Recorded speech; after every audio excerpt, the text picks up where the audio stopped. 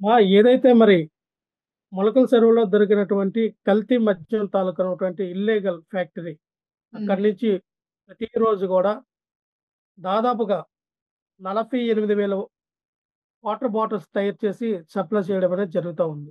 హ్మ్. దీన్ని ఆ రోజున ఎవరైతే ఆహ్, ఈ నెల 6 తారీఖున సారీ 3 తారీఖున ఈ నెల 3 తారీఖున జరిగినటువంటి ఈ రైడ్‌లో హ్మ్. అక్కడ ఉన్నటువంటి ప్రొహిబిషన్ అధికారి గాని, ఎక్సైజ్ శాఖ వారు గాని అక్కడ కల్తీ మద్యం జరుగుతా ఉందని వాళ్ళకి ఇన్ఫర్మేషన్ వస్తే వాళ్ళు పట్టుకున్నప్పుడు ఏం మాట్లాడారంటే, గత ఈ ఈ జూన్ 15 నుంచి వీళ్ళు తయారు చేస్తా ఉన్నారని చెప్పి హ్మ్. అప్పుడున్నటువంటి అధికారులు మాట్లాడడం జరిగింది. అంటే అప్పటికప్పుడు తప్పించుకునే విధానం కనబడుతోంది. హ్మ్. సంవత్సరాల కాలం పట్టు అంటే ఈ సంవత్సరాల కాలం పట్టు జరుగుతున్నటువంటి మద్యం కల్తీ ఏదైతే ఉందో దాన్ని అక్కడికి బ్రేక్ చేయాలన్న ఒక ఆలోచన విధానంతో అప్పటికప్పుడు మాట్లాడే విధానం మనం చూస్తాం. హ్మ్. దాన్ని ఈ రోజున ఏదైతే ఇది రాష్ట్ర వ్యాప్తంగా బూమరాంగ్ అయిందో, హ్మ్. కూటమి ప్రభుత్వం మీద చెడ్డ పేరొస్తా ఉంది. వాళ్ళకి పెద్దగా డ్యామేజ్ జరుగుతా ఉందన్న ఆలోచన విధానంతో, మరి ఇది వైఎస్ఆర్ పార్టీ వైపు, అలాగే జోగి రమేష్ వైపు టర్న్ చేయడం జరిగింది. ఎందుకు టర్న్ చేశారంటే, హ్మ్.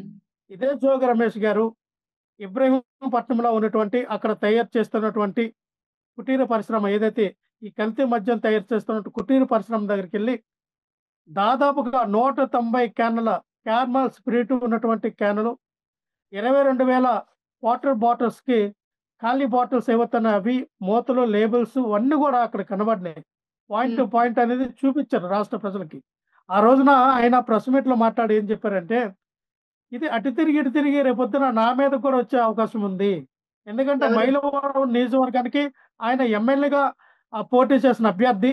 ఈ ఇబ్రహీంపట్నం అనేది మైలవరం నియోజకవర్గానికి సంబంధించినటువంటి హ్మ్. కాన్స్టిట్యూన్సీలో ఒక భాగంగా ఉంది కాబట్టి రేపు చంద్రబాబు నాయుడు గారు అటు ఇటు చూసి నేనే ఇందులో భాగస్వామ్యంగా ఉన్నానని చెప్తారా అని చెప్పి ఆయన ప్రెస్ మీట్‌లో చెప్పడం జరిగింది. ఎవరు? జోగి దాన్ని రమేష్ గారు అనువుగా చెప్పారా? ఈళ్ళేం చేశారంటే దాన్ని ఈళ్ళు అనువుగా ఏం చేశారంటే చంద్రబాబు నాయుడు గారు ఏదైతే మొన్న ఒక వీడియో రిలీజ్ అయిందో 13 తారీఖున, ఆ హ్మ్. వీడియో రిలీజ్ అవ్వకముందు 12 తారీఖున ఏమని చెప్పారు ప్రెస్ మీట్‌లో చంద్రబాబు నాయుడు గారు, "దీని వెనకాతల ఎవరెవరు ఉన్నారో మాకు తెలుసు. హ్మ్. వాళ్ళు బయట పడితే చాలు విస్తుపోయే నిజాలు బయటకొస్తాయని" చెప్పి ఆయన మాట్లాడడం జరిగింది. అంటే ముందుగానే ఒక ప్రీ ప్లాన్డ్‌గా జోగి రమేష్ గారిని ఇరికించాలని ఒక కుట్ర పన్నారు. హ్మ్. కథ, స్క్రీన్ ప్లే, డైరెక్షన్ మొత్తం గూడా చంద్రబాబు నాయుడు గారు, నారా లోకేష్ గారి డైరెక్షన్‌లో జరిగింది. హ్మ్. ఇక్కడ ఎందుకంటే ఆల్రెడీ ఆయన మాట్లాడారు కాబట్టి ఆయన వైపు టర్న్ చేయాలని. కానీ ఇక్కడ గమ్మత్తైన విషయం ఏంటంటే, ఎవరైతే ఈ ఏ1గా ఉన్నటువంటి జనార్దన్ అన్న వ్యక్తి, హ్మ్. ఆయన 6వ తారీఖున ఆఫ్రికాలో ఉంటుండగా ఒక వీడియో రిలీజ్ చేశారు. ఏదైతే ఆంధ్రప్రదేశ్ రాష్ట్రంలో కల్తీ మద్యంపై దు దుమారం రేగుతా ఉందో, ఈ యొక్క దుమారంలో ఆంధ్రప్రదేశ్ రాష్ట్ర గవర్నమెంట్‌కి ఎటువంటి సంబంధం లేదు. హ్మ్. ఎవరికీ ఎటువంటి సంబంధం లేదని చెప్పి, నేను ఇండియా వచ్చిన తర్వాత నిజ నిజాలేంటనేది బయటికి చెప్తానన్నాడు. మరి ఆ హ్మ్. రోజున జోగి రమేష్ పేరు ఎందుకు చెప్పలా? ఆ రోజు జోగి రమేష్ పేరు చెప్పాలి కదా! ఆ వీడియోలో. హ్మ్. మాట్లాడినప్పుడు జోగి రమేష్ గారికి సంబంధం ఉంది. జోగి రమేష్ గారు చెప్తేనే నేను చేశాను. జోగి రమేష్ గారు నాకు 3,00,00,000 ఆఫర్ చేశారు. జోగి రమేష్ గారు 5,00,00,000 పెట్టి ఈ కుటీర పరిశ్రమ ఏర్పాటు చేయడానికి కావాల్సినటువంటి ముడి సరుకుని, కావాల్సినటువంటి కంపెనీ మెటీరియల్స్ అంతా కూడా ఆఫ్రికా నుంచి తీసుకొచ్చారని చెప్పి ఆ రోజున మీరెందుకు చెప్పలేదు? 13 తారీఖున ఒక వీడియో వస్తదండి. హ్మ్. 13 తారీఖున ఏ రకంగా వచ్చిందంటే వీడియో, ఈ నెల 13 తారీఖున అవును. ఆయన ఆఫ్రికా నుంచి వచ్చాడు. ఆఫ్రికా నుంచి ఒక బిజినెస్ మ్యాను, లేదా ఒక క్యాపిటలిస్టు, లేదా ఒక పారిశ్రామికవేత్త ఎంత హుందాతనంగా వస్తాడో అంత హుందాతనంగా వచ్చాం. హ్మ్. ఇంకా మనం ఇంకా మొరటుగా చెప్పాలంటే, శోభనానికి రెడీ అయినటువంటి ఒక పెళ్ళికొడుకు శోభనం గదికెళ్ళేటప్పుడు ఎంత సంతోషంగా ఎళ్తాడో, అంత సంతోషంగా జైల్లోకి వెళ్ళడానికి ఆరాటపడి, తపన పడినటువంటి జనార్దన్ రావు మొహంలో మనం చాలా చూడొచ్చు. ఆ రోజున తన లాయర్ ఏమన్నాడు, "మా క్లయింట్ మీద గాని ఎటువంటి దెబ్బ గాని, ఎటువంటి గీత గాని పడితే మేము ఒప్పుకోమని" తన పక్కనున్నటువంటి లాయర్ కూడా చెప్పారు.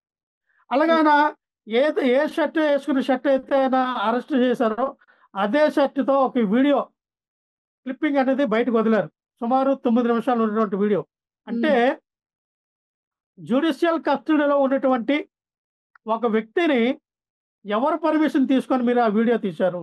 యాక్చువల్‌గా జ్యుడిషియల్ కస్టడీలో ఉన్నటువంటి వ్యక్తి ఆయన ఇంట్రాగేషన్ చేయాలంటే పోలీసు వారైనా ఎవరైనా సరే, ఇన్వెస్టిగేషన్ ఆఫీసర్లు ఎవరైనా సరే కోర్టు వారి యొక్క పర్మిషన్ తీసుకొని మాత్రమే ఇన్వెస్టిగేషన్ మీరు చేయాలి.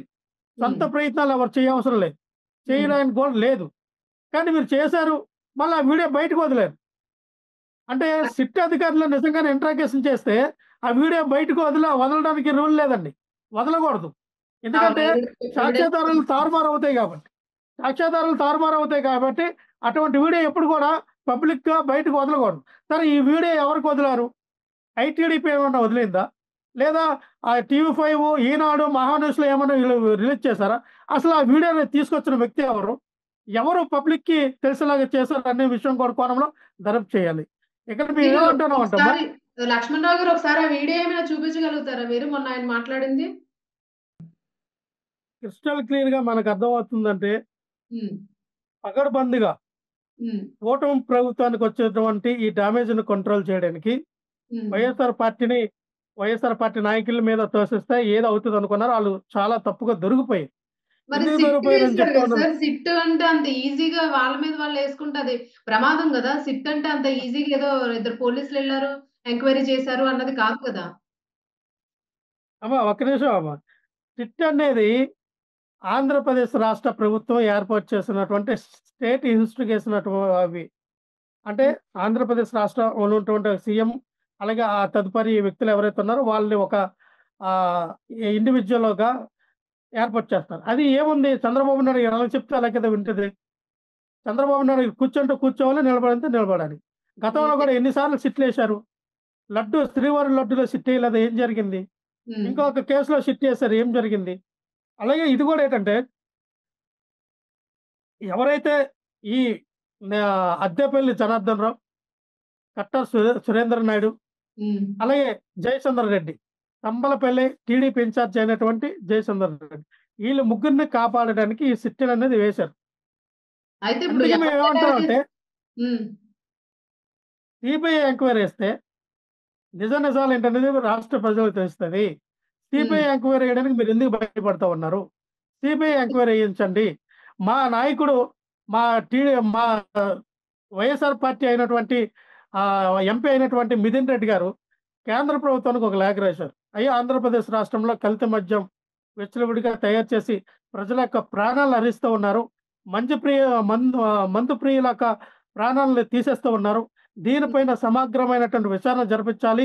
దీని మీద సిబిఐ ఎంక్వైరీ చేయించండి అని చెప్పి మిథున్ రెడ్డి గారు ఎప్పుడైతే లేఖ రాశారో, దానికి సానుకూలంగా, అనుకూలంగా స్పందించినటువంటి కేంద్ర ప్రభుత్వం దీని మీద సిబిఐ ఎంక్వైరీ చేయడానికి రెడీ అయితే, హఠాత్తుగా ఈళ్ళేమో మేము సిట్ ఎంక్వైరీ చేస్తున్నాం, సిట్ అనే ఏర్పాటు చేసాం, సిట్ దర్యాప్తు చేస్తదని చంద్రబాబు నాయుడు గారు ఎలా చెప్తారు?